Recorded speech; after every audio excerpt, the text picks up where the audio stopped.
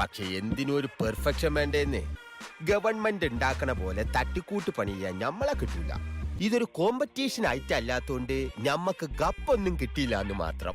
Online ഓഫറുകൾക്ക് പിറകെ പോകുന്നവർക്കുള്ള ഒരു awareness video ആയിട്ടാണ് ഇന്ന് നമ്മൾ വന്നിട്ടുള്ളത്. ഇത് കസ്റ്റമർ ഓൺലൈനിൽ നിന്നും പർച്ചേസ് ചെയ്ത ഐപാഡിൻ്റെ പ്രോ സീരീസിലുള്ള ഡിവൈസാണ്.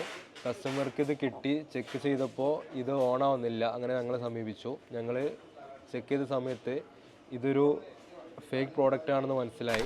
ഇതിനകത്ത് ആകെ വരുന്നത് 2 ബാറ്ററി, 2 റെസിസ്റ്റർ വെച്ച് ചെറിയൊരു സർക്യൂട്ട്, പിന്നെ പേപ്പറിൽ വെട്ടിട്ടിച്ചൊരു ചാർജിങ് സിമ്പിൾ.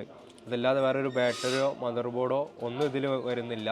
നമ്മൾ ചാർജർ കണക്ട് ചെയ്യുമ്പോൾ ചെറിയൊരു എമൗണ്ടിൽ ചാർജ് ഇതിൽ സ്റ്റോർ ആവും.